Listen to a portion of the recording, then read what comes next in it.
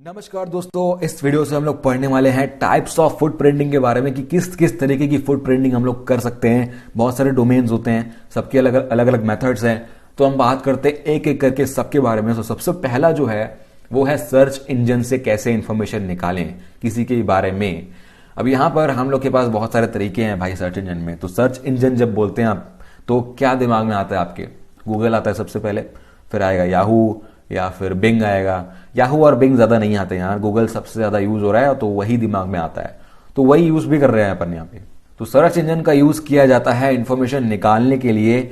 ये कुछ इंफॉर्मेशन है जैसे टेक्नोलॉजी का प्लेटफॉर्म और एम्प्लॉय की details, login pages, intranet portals. तो ये कैसे निकालते हैं अपन प्रैक्टिकल में देखेंगे, लेकिन अभी थोड़ा थ्योरी देख लेते हैं। Performing social engineering. अब यहाँ पर हम लोग सोशल इंजीनियरिंग के बारे में ज्यादा नहीं पढ़ रहे हैं, आगे चल के पूरा एक मॉड्यूल है उसके लिए, तो उसमें डिटेल में पढ़ेंगे। लेकिन इसका मतलब यही होता है कि लोगों के दिमाग को ट्रिक करके, उनको मैनिपुलेट करके उनसे ऐसी इंफॉर्मेशन निकालवाना जो वो नहीं देना चाहते हैं। नॉर्मल केसेस में कोई सेंसिटिव इंफॉर्मेशन हो सकती है जैसे पासवर्ड, पिन, ओटीपी या कोई और सेंसिटिव डेटा जैसे क्रेडिट कार्ड नंबर्स या ऐसा ही कुछ डेटा होता है जो हम लोग खुद के मैनिपुलेशन से निकालते हैं अपनी ट्रिक्स यूज करके, उसको झांसे में लाके। तो ये हमारे पास इंफॉर्मेशन यहाँ पर मिल सकती है कि एम्प्लॉय की डिटेल्स क्या क्या हैं, तो हमको सर्च इंजन से मिल जाती हैं। यहाँ पर कैशेस की जब बात आती है ना, जो गूगल है वो इंडेक्स तो करता ही है और कैश भी कर देता है। आपने देखा होगा कभी कभी आपकी जो वेबसाइट है अगर वो डाउन हो गई या आपने खुद उसको टर्मिनेट कर दिया, वेबसाइट शट डाउन हो चुकी है, लेकिन फिर भी वो गूगल में काफी दिनों तक रहती है और वहां पर क्या आता है 404 नॉट फाउंड या फिर दिस पेज डजंट एग्जिस्ट, ये सब कुछ आता है। तो ये कैशेस में होता है। और उसके बाद एक और टर्म है आर्काइव्स। आर्काइव्स बहुत इंपॉर्टेंट है यहाँ पे कि इंटरनेट पे ऐसी एक वेबसाइट है जो पूरे वेबसाइट्स के बारे में, जो भी इंटरनेट पर हैं उनके बारे में इंफॉर्मेशन रखती है, और सिर्फ करंट इंफॉर्मेशन नहीं, पास्ट की जो भी इंफॉर्मेशन है वो भी रखती है। मतलब पास्ट में वो वेबसाइट कैसे दिखती थी और इस दिन पे कैसे दिखती थी, इस दिन पे कैसे थी, तो वो स्नैपशॉट्स लेते हैं भाई। मतलब अलग अलग जगह पे अलग अलग टाइम में स्नैपशॉट्स लेते आ रहे हैं काफी टाइम से, जब से वो वेबसाइट लाइव आई है। तो उसके पास पूरा डेटा रहता है कि पहले क्या था, पहले क्या नहीं था। तो कुछ अगर सेंसिटिव आपने छुपाई है अभी रिसेंट में, तो पुराने पास्ट में जाएंगे तो आर्काइव से हमको वो इन्फॉर्मेशन भी मिल जाएगी। तो ये वर्ल्ड वाइड वेब में हम लोग निकाल सकते हैं इस चीज को। अब कंपनी की पब्लिक और रेस्ट्रिक्टेड वेबसाइट्स के बारे में जानना है तो हम लोग सर्च इंजन से जान सकते हैं। कैसे? आपको पता ही होगा गूगल, बिंग, ये सब जो सर्च इंजन है ना, ये हमको कोई भी सर्च टर्म से उसका जो भी रेलेवेंट यूआरएल है वो इंडेक्स करके देती है। तो कंपनी का एक्सटर्नल यूआरएल हम लोग सर्च कर सकते हैं डायरेक्टली, क्योंकि हमको पता रहता है कि उसका नाम क्या है। अगर हम लोग कंपनी का नाम देखेंगे, कहीं ना कहीं सर्च करेंगे, तो उसका जो वेबसाइट है वो आ ही जाएगा काफी केसेस में।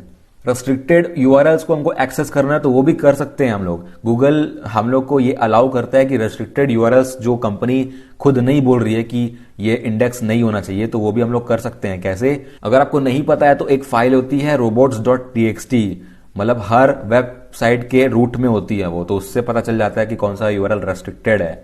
उसके बाद एक टर्म आता है गूगल हैकिंग। इसके बारे में हम लोग डिटेल में बात करेंगे। गूगल डॉक्स के बारे में, नेटक्राफ्ट भी यूज करेंगे कि कॉम्प्लेक्स सर्च ऑपरेटर्स कैसे लगाए जाते हैं, कैसे सेंसिटिव इंफॉर्मेशन ली जाती है जो नॉर्मली आपको गूगल सर्च में नहीं मिलती है। तो ये फिल्टरिंग होती है बेसिकली, जो हमको चाहिए सिर्फ वही मिले, बाकी का फालतू चीज हट जाए हमारे आंखों से।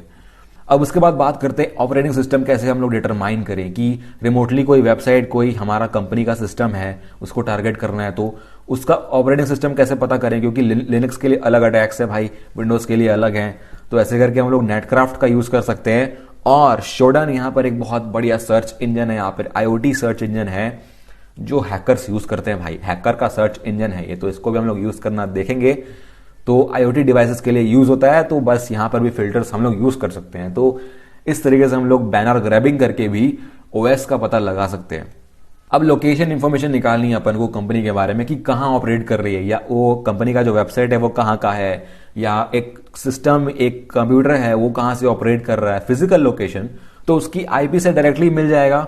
लेकिन अगर हमको GPS इंफॉर्मेशन मिल जाती है कहीं उस कंपनी से, तो फिर तो वो एक्यूरेट इंफॉर्मेशन बताता है। तो ये कुछ टूल्स हैं यहाँ पे हमारे पास, गूगल अर्थ, गूगल मैप्स, जिससे हम लोग पता कर सकते हैं लैटिट्यूड, लॉन्गिट्यूड, अगर IP एड्रेस है उससे भी, या फिर हमारे पास GPS इंफॉर्मेशन है वो भी, उससे भी पता कर सकते हैं।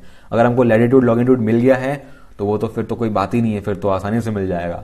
तो ऐसे लोकेशन पता कर सकते हैं भाई अपन। अब उसके बाद सोशल नेटवर्किंग साइट से कैसे इन्फॉर्मेशन निकालें।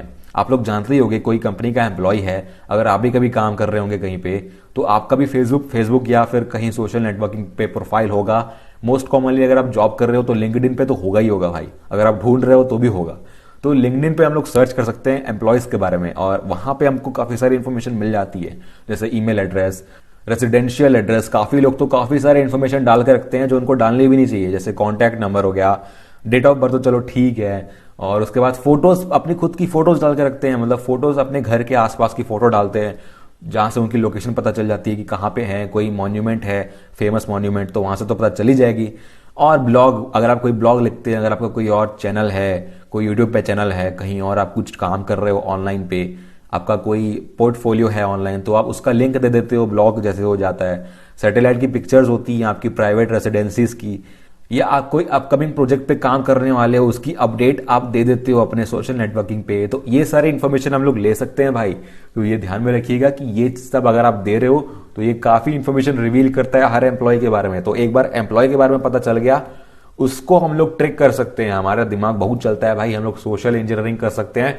उसको फोन करके बोलेंगे कि सर आपका कंपनी का इन्फॉर्मेशन छूट गया है, और जो हमने इन्फॉर्मेशन कलेक्ट की है आपकी वो ये सब है, तो वो मान लेगा क्योंकि ये एक्यूरेट इन्फॉर्मेशन है। तो हम लोग काफी कुछ डिराइव कर सकते हैं। फिर उससे पर्सनली हम लोग ट्रिक कर सकते हैं उसको कि भाई आपके बैंक अकाउंट से पैसे जा चुके हैं, रीसेट करना है तो पासवर्ड भेजो, या आपकी कंपनी पे आपको डिमोशन हो सकता है आपका, या आपके खिलाफ कोई षड्यंत्र रच रहा है, तो भाई अपनी ये इन्फॉर्मेशन दे दो या कंपनी के बारे में दे दो, तो वो मोस्ट कॉमनली दे देगा अगर आप स्किल्ड हो तो ये काम होता है भाई। आप उसके बाद जॉब साइट्स के थ्रू भी हम लोग पता कर सकते हैं। कैसे? क्योंकि कंपनी का जो इंफ्रास्ट्रक्चर है ना, वो जॉब पोस्टिंग से भी पता चलता है, जैसे कौन कौन सी जॉब्स के लिए उन लोगों ने मतलब जो वैकेंसी है वो निकाली है।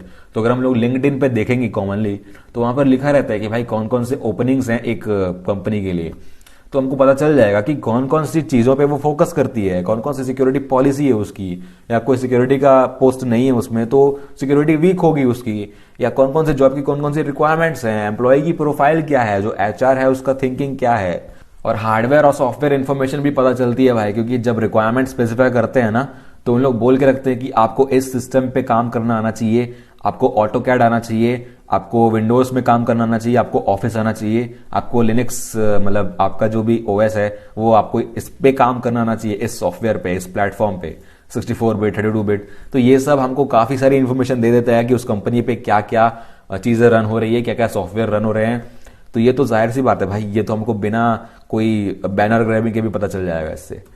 तो अब आते हैं मॉनिटर टारगेट यूजिंग अलर्ट्स। अगर आपको नहीं पता है तो यहाँ पर इंटरनेट पे कोई वेबसाइट के लिए आप अलर्ट सेट कर सकते हो। जैसे एक वेबसाइट है मेरी, मतलब आपकी कंपनी का जो टारगेट आपका है वो वेबसाइट आप इसमें डालेंगे ना, तो वो आपको अपडेट्स देते रहेगा आपके ईमेल पे या एसएमएस पे कि उसमें क्या क्या चेंजेस आए हैं। मतलब एक वेबसाइट पे कोई कुछ चेंज कर रहा है, कोई भी अपडेट किया किसी ने भी, तो आपको पता चल जाएगा अलर्ट से। जैसे गूगल अलर्ट्स होते हैं, याहू, ट्विटर, गीगा, यहां आप जा सकते हैं, खुद का अलर्ट सेट कर सकते हो। ये फ्री ऑफ कॉस्ट होता है, मैंने सेट करके देखा है, तो आप भी कर सकते हो। अगर किसी भी वेबसाइट पे कोई इन्फॉर्मेशन आ रही है तो उसके बारे में आपको पता चल जाएगा, कोई भी चेंज होता है तो पता चल जाएगा। तो इससे आप मॉनिटर कर सकते हो भाई क्या चेंज हुआ है और मतलब क्या है वो चेंज। तो अब बात करते हैं ग्रुप्स, फोरम्स और ब्लॉग्स की। तो ये क्यों इंपॉर्टेंट है भाई? क्योंकि हम लोग कंपनी की जब बात करते हैं ना, तो ग्रुप्स और फोरम्स में काफी सारी इन्फॉर्मेशन हम लोग देते हैं, हम लोग अपने बारे में, कंपनी के जो एम्प्लॉयज होते हैं, कि पब्लिक नेटवर्क की इन्फॉर्मेशन क्या है, सिस्टम की इन्फॉर्मेशन क्या है, पर्सनल इन्फॉर्मेशन भी दे देते हैं, कभी कभी ईमेल एड्रेस या फोन नंबर दे देते हैं। हम लोग ऐसा ग्रुप्स ज्वाइन कर सकते हैं जो स्पेसिफिकली उस कंपनी के एम्प्लॉयज के लिए हो। अगर हम किसी तरीके से वहां पर ज्वाइन हो जाते हैं तो काफी इन्फॉर्मेशन हमारी इंटरनली मिल जाती है हमको उस कंपनी के बारे में। हमको फेक प्रोफाइल्स बनानी पड़ती है क्योंकि हमको पता नहीं लगाना है कि हम लोग कहीं बाहर के हैं, हमको प्रिटेंड करना है भाई कि हम लोग ऑर्गेनाइजेशन के अंदर के ही एम्प्लॉय हैं। तो हम लोग एम्प्लॉय की आइडेंटिटी से ही उसको ज्वाइन करने की कोशिश करेंगे। और जहां पर उन लोग पर्सनल और कंपनी की इंफॉर्मेशन शेयर करते हैं, जैसे व्हाट्सएप ग्रुप हो जाता है या टेलीग्राम का कोई ग्रुप है या कोई फोरम है वेबसाइट पे या रेडिट है, इस तरीके का अगर कोई फोरम्स हैं, चाहे पब्लिक हो चाहे प्राइवेट हो, तो वहां पर ज्वाइन कर सकते हैं अपन काफी केसेस में। तो यही है भाई, ऐसे करके हम लोग ये तरीके अपनाते हैं। काफी इंटरेस्टिंग चीज है भाई। तो ये पढ़ना काफी इंटरेस्टिंग लगेगा जब हम लोग प्रैक्टिकल करेंगे ना, तो ये सब हम लोग पढ़ेंगे, देखेंगे इसके बारे में। तो ये था सर्च इंजन से फुटप्रिंटिंग ऐसे की जाए। तो नेक्स्ट वीडियो के लिए देखते रहिए, सीखते रहिए और गुड बाय।